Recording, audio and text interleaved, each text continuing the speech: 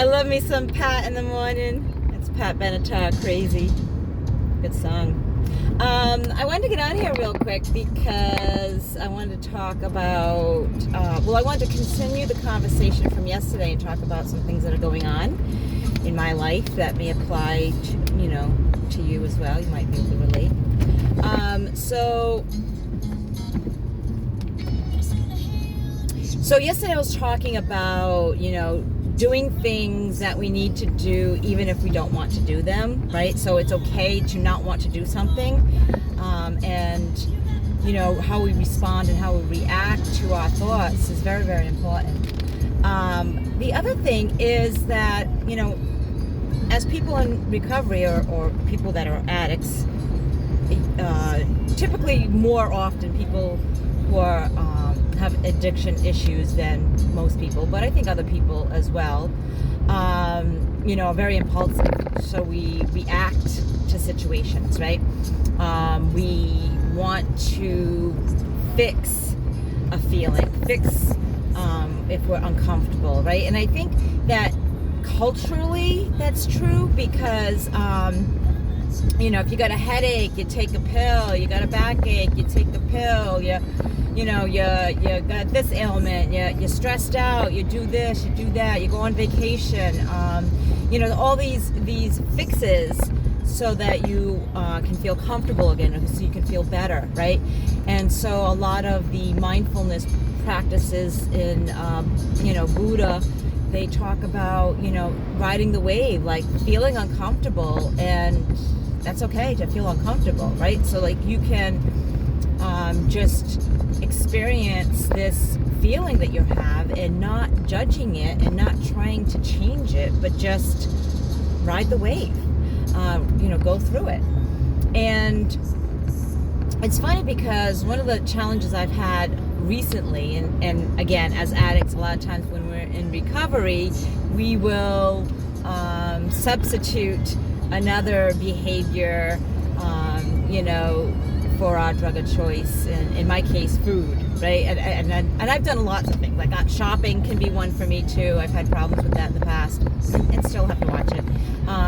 But the constant, feeling uncomfortable, stressed out, just even the feeling of being hungry, being uncomfortable, being hungry, got to fix that right away, right? And so it's constantly reach and grab, reach and grab, reach and grab. And as well as I do, a lot of times the things that we're reaching and grabbing for are not the healthiest choices. And even when I tried to plan for my day and plan my meals healthy, that urge, that craving to have something sweet or to have something, greasy or whatever, it can be very, very strong. And so dealing with that impulsivity and dealing with that need to fix or change your state, and learning to just sit through it without fixing it, so like delaying gratification or saying to myself, it's okay that you feel this craving. Like it's okay. You don't have to act on it. We can sit here, we can have this, we can experience this craving and not have to do anything. So I'm learning how to do nothing, which is really hard for me because I always want to fix things. I always, even as a caretaker in the health profession, I always want to help people, fix people. If they're not feeling good, I want to help them change that. I want to help them feel better, right? And so this tendency to want to fix and help isn't always the best remedy. And in Buddhism, and Buddha talks about the fact that we try to change this state brings on more suffering.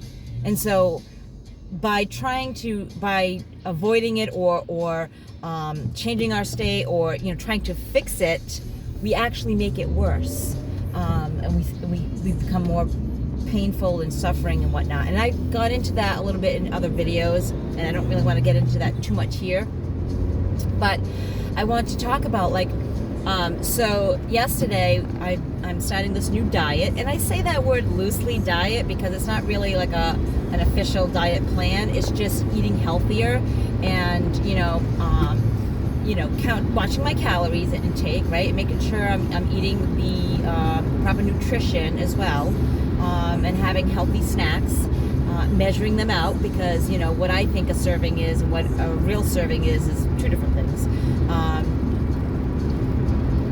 So yesterday I was experiencing cravings of, and it's really difficult because the people I work with are not on this diet, and they like to snack on things all day long. And there's I had a coworker that bought some chocolate for us. Isn't that nice? A box of chocolate. I'm like, oh goody, I love chocolate. But I resisted. I can say, you know what? I do want chocolate. I crave chocolate. I love chocolate. I really do want that chocolate right now, but I don't have to have it. I don't have to have it right now. I'm gonna ride the wave. I'm gonna experience this. I'm gonna allow myself to get hungry, because that's the other thing I noticed too. Like, I was snacking, I was grazing all day, and even if it was on something healthy, like walnuts or something like that, which I didn't eat one serving. I ate a bunch. But anyway, I grazed all day. I didn't really allow myself to get hungry, so I never experienced real hunger pains. I mean, there was some times where, I was so busy I didn't get a chance to eat, and then I got hungry, but that was few and far between. I always had snacks in my drawer. I always have snacks in my drawer. So, experiencing the craving, and then later on in the day, when I've had all the snacks that I had planned, when I had all my meals that I had planned, I was drinking my water, drinking my tea, I was getting hungry. Like, I was getting really hungry. Like, my stomach started growling, right? And it was at the end of the day. It was almost time to go. It was about 3:30, 3:45, when I really started feeling like my stomach was growling, right? Now, first of all, my stomach is used to eating all day long. So the fact that it's growling doesn't even really mean it's hungry. It's saying that we're used to getting food by now. And it's in a habit of eating. So my brain is telling my stomach to growl because it's saying, what's going on here? We're used to eating like all day. We're not used to experiencing this low threshold of food. But anyway, I was experiencing that, and I says, oh, I'm experiencing hunger. I'm experiencing feelings of hunger right now. This is a good thing. This is a good thing because it's almost dinner time, and my body's getting ready to engage in that meal. But I didn't snack. I didn't eat. I drank some more water, and I was fine. I got home. I didn't even, like, a lot of times too, when I'm hungry like that, I go home and I shove some stuff in my mouth real quick while I'm making dinner, right? And so I didn't do any of that. I actually even paused before I made my meal. I have frozen dinner, so I don't have time to cook, and I don't want to get into that right now either. But they're healthy, gluten-free meals. But anyway, so I got home and I didn't rush to eat. What I did was I did my usual thing. I changed into my happy clothes. I put my stuff away. I bring a backpack of stuff to work, so I put all my stuff away, got organized, got ready, set up my table to eat, and then I heated up my dinner, and then I ate. And I didn't shovel. I ate bite by bite. I didn't do mindfulness eating necessarily, but I slowed down my eating, and I was fulfilled and I was satisfied, and a lot of times also I crave dessert after I eat, right? And so I allowed myself to have two little squares of dark chocolate, and that was good. That was enough, right? And then I did have cravings for more. The people that I live with my sister and her husband. They also are not on this diet and tend to buy cookies and brownies and all kinds of good stuff. And I says, I can want that stuff, but I don't have to eat it. Again, I reminded myself that it's okay to have this craving. I don't have to respond to it. And so it was about 6:30, and I was finishing up my homework, and I said, you know what? I do have a craving for something, but I'm gonna have a cup of tea. So I had a cup of bedtime tea, and I put a little bit of stevia in it because I do like still have a sweet tooth.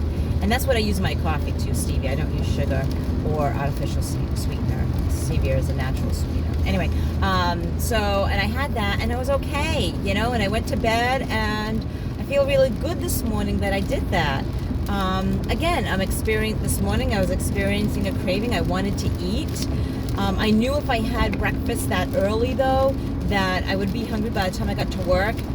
And then I'd have to like really space out my snacks and my lunch and throw my schedule off. So I had a 6-ounce glass of carrot juice, which is pretty much low calorie and healthy and filling, right? Because it's carrot juice. It's not like the thin fruit juices.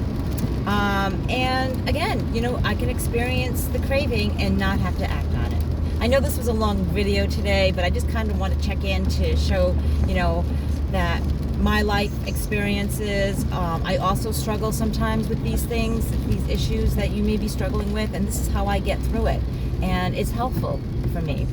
And I hope it's helpful for you. I hope you have a wonderful day. I hope you remember to let the people that you love know that you love them. Give them a text, give them a call, give them a great big hug and kiss if you can, and stay blessed. Until next time, guys. Peace. Oh, and if you like my videos, hit the subscribe button, hit the like button, follow me on Facebook and Instagram under Recovery Enthusiast. Until next time, peace.